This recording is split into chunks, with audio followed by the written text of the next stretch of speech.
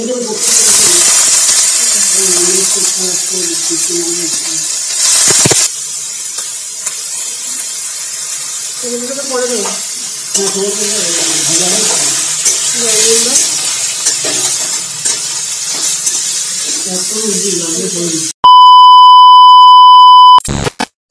বন্ধুরা, welcome back to my channel. কেমন আছো তোমরা? আশা করি সবাই খুব ভালো আছো। রিম্পাস ডেলি ব্লগ চ্যানেলে তোমাদের সবাইকে জানাই অনেক অনেক ওয়েলকাম, অনেক অনেক স্বাগত। আশা করি যে যেখান থেকে আমার ভিডিও দেখছো সবাই খুব ভালো আছো, সুস্থ আছো।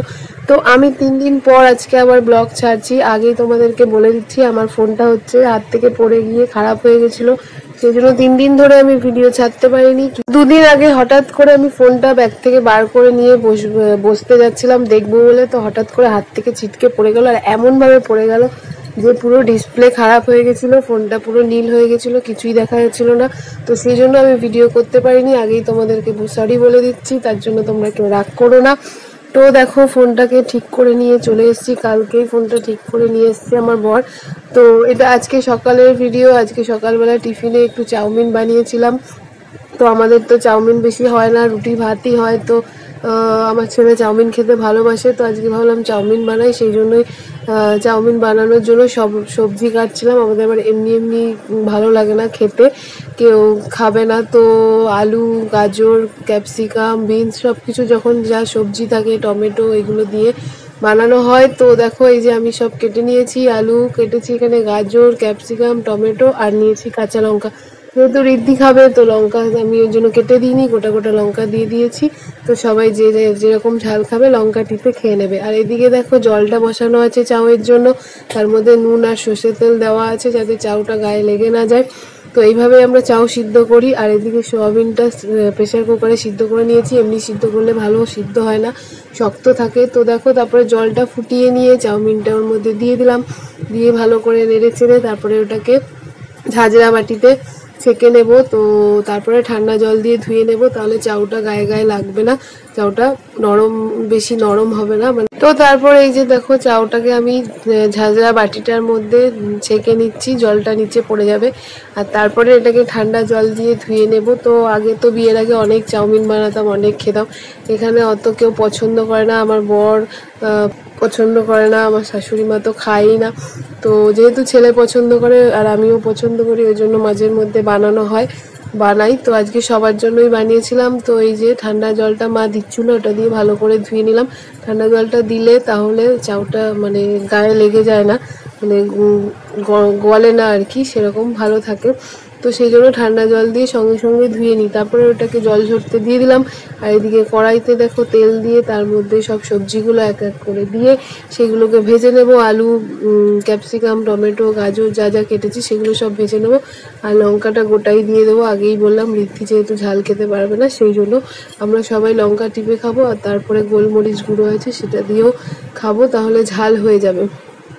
তো দেখো, ফোনটা হঠাৎ করে পড়ে গেল কেন বুঝতে পারলাম না। মানে বলে না যে টাকা খরচা হওয়ার থাকলে এমনি হয়ে যায়, মানে খরচা শুধু শুধু কিছুই না। ফোনটা ভালো করে আমি সাবধানে ধরেই বসছিলাম, তাও হাত থেকে ছিটকে হঠাৎ করে পড়ে গেল, আর কতগুলো টাকা খরচা হয়ে গেল। তো 1,500 টাকা লেগে গেল ফোনটা ঠিক করতে। তো ফোন ছাড়া যেহেতু হবেই না, আমার তো এখন ব্লগ করি আমি, তোমাদের সঙ্গে যোগাযোগ করতে পারবো না, ব্লগ ছাড়তে পারবো না, ভিডিও। তো সেই জন্য আমাকে ফোনটা আগে ঠিক করতেই হলো। তো তাছাড়াও ফোনটা ঘরে একটা ফোন দরকার, যেহেতু আমার হাজব্যান্ড ফোনটা নিয়ে চলে যায়, তো আমার ফোনটাই ঘরে থাকে। তো ঘরে তো একটা ফোন দরকার, সেই জন্য ইমিডিয়েটলি ফোনটা সারাতে হলো। তো অনেকগুলো টাকা খরচা হয়ে গেল, সেটা খুবই খারাপ লাগছে।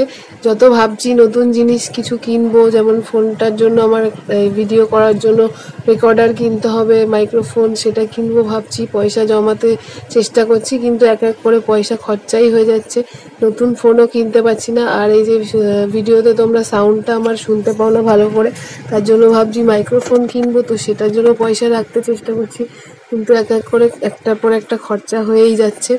তো যাই হোক, জানি না ভগবান কতদিন আর পরীক্ষা নেবে, একদিন না একদিন ভালো সময় আমারও আসবে। যাই হোক, তো দেখো এদিকে আলু সব সবজিগুলো ভেজে তারপরে আমি সিম আগে বাড়িয়ে নিয়ে ভেজে নিয়েছিলাম, গ্যাসটা বাড়িয়ে তারপরে সিম করে দিয়েছিলাম সিদ্ধ হওয়ার জন্য। সিদ্ধ হয়ে গেলে সোয়াবিনটা তো আগের থেকে সিদ্ধ করা ছিল, ওই জন্য পরে দিলাম আগে, তার আগে দিলে আর কি গলে যেত। তো সেটা সোয়াবিনটা দিয়ে তারপরে ভালো করে আবার ভাজা ভাজা করে নিলাম। তো এরপরে চাউটা দিয়ে দেবো। সবাই যেরকমভাবে বানায় আমিও সেরকমই বানাই, তাও তোমাদেরকে রেসিপিটা দেখালাম। তো এরপরে চাউটা দিয়ে ভালো করে নেড়ে চেড়ে নেবো। তারপরে তার উপরে একটু গোলমরিচ গুঁড়ো আর নুন দিয়ে দেবো।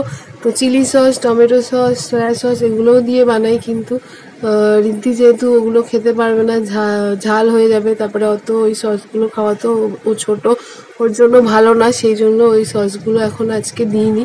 তো যদি কোনো দিন দিই তো তখন রিদ্ধিরটা আগে উঠিয়ে নিই, তারপরে আমাদেরটার মধ্যে দিই। তো আজকে ভাবলাম যে আর দেবো না, একবারে একসাথেই বানাই, নাহলে দেরি হয়ে যাবে। তো এইভাবেই চাউমিনটা বানালাম। দেখো তো দেখতে কেমন লাগছে তোমরা অবশ্যই কমেন্ট করে জানিও। খেতেও ভালোই হয়েছিল। তো এই যে দেখো চাউয়ের মধ্যে আমাদের আবার চাউয়ের প্যাকেটের মধ্যেই বিট নুনের প্যাকেট থাকে, ওর মধ্যে আবার একটু লঙ্কা মনে হয় মেশানো আছে। তো একটু অল্প পরিমাণে দিলাম, যেহেতু রিদ্ধি খাবে, তাহলে ঝাল হয়ে গেলে খেতে পারবে না। আর তারপরে একটুখানি সামান্য গোলমরিচ গুঁড়োও দিয়ে দিলাম। তো ও তো লঙ্কাটা খাবে না, আমরা লঙ্কা টিপে খাবো, তো গোলমরিচ গুঁড়োটা দিলে একটু ওর মুখে ভালো লাগবে খেতে। তারপরে তো চাউটা বানানোর পরে রিদ্ধিকে খাইয়ে দিলাম, তারপরে আমরাও সবাই খেয়ে নিলাম। আর আমার বর এনেছিল দুটো ডাব, দুদিন ধরেই ছিল ফ্রিজে, কাটাই হচ্ছিল না। তো দেখো ডাবটা আমি জলটা বার করার জন্য ফুটো করছিলাম, তো ডাবটা ভিতরে শ্বাস হয়ে গেছে, সেই জন্য ওটা শক্ত হয়ে গেছে মালাটা, তো সেটা ফুটো হচ্ছিল না। তো অনেক কষ্ট করে দাও দিয়ে ওটাকে ফুটো করলাম, তারপরে জলটা বার করে সবাই মিলে ডাবের জল খেলাম। তো এখন তো আমার ডাবের জল খাওয়া খুবই মানে উপকারী, তাও গরম খুব পড়েছে, তো ডাবের জল খেতেও ভালো লাগে। আমার এমনিতেও ডাবের জল খেতে ভালো লাগে, আর পাতলা যে শ্বাসটা পড়ে সেটাও খেতে ভালো লাগে। বেশি মোটা শ্বাস হলে ভালো লাগে না, পাতলা শ্বাসটা ভালো লাগে। তো দুটো ডাব কেটেছিলাম, দুটো ডাবের জলটা অনেকটাই বেরিয়েছিল, আর জলটা আজকে খুবই মিষ্টি ছিল, আর দুটো ডাবেরই শ্বাস ছিল, হালকা মানে পাতলা শ্বাস ছিল, বেশি মোটা শ্বাস ছিল না। তো আজকে আমাদের পটল রান্না হয়েছে, তো মা বললো যে ওই ডাবের শ্বাসটা দিয়ে পটল রান্না করবে, তো পটল ভাপা করবে, সেই জন্য আমি আবার ওই শ্বাসটাকে বার করেছিলাম।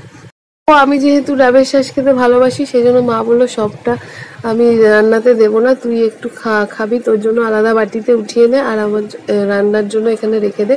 তো দেখো আমি বাড়িতে ডাব নিয়ে আসলে আমার বর এমনি করেই আমি ডাব কাটি, কিন্তু আমার বর ওখানে সাইড দিয়ে বলছিল এই হাতে লেগে যাবে, হাতে লেগে যাবে। আমি বলছি যে অন্যদিন কিছু বলে না, তাড়াতাড়ি কাটা হয়ে যায়, আজকে যেহেতু বলে দিয়েছে ওই জন্য এরকম হচ্ছিল, স্লিপ কেটে যাচ্ছিলো। আসলে সেটা নয়, ওটা একটা কথার কথা, নিচে ডাবের জল পড়েছিল বলে ওর মধ্যে স্লিপ কাটছিল। তো দেখো এই যে পাতলা শ্বাসটা বেরিয়েছে ডাবের, এটা দিয়ে রান্না করলে মানে খুবই টেস্ট লাগে। আমার বর বলছিল চিংড়ি মাছ খেতে এটা দিয়ে খুবই ভালো লাগে, কিন্তু আমাদের যেহেতু পরশুদিন একাদশী আছে, সেজন্য নিরামিষ চালু হয়ে গেছে, তো মাছ তো হবে না, সেই জন্য পটলটাই করবে বলেছিল মা। এই দেখো সব শ্বাসটা আমি একটা বাটিতে উঠিয়েছি, এতগুলো শ্বাস বেরিয়েছে।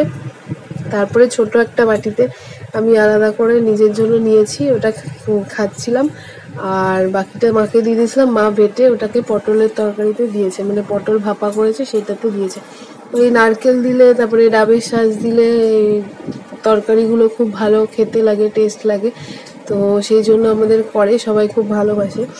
তো দেখো আমি সব ডাবের শাঁসগুলো খেয়ে নিচ্ছিলাম, আর খালি ঘাম মুছছিলাম, এত গরম ছিল, পুরো প্রচণ্ড ঘেমে গেছিলাম রান্নাঘরে বসে। তারপরে চলে গেলাম স্নান করতে, স্নান টান করে পুজো করে এসে সব কাজ করে নিয়েছিলাম, তারপর স্নান করে পুজো করে এসে খেতে বসেছিলাম।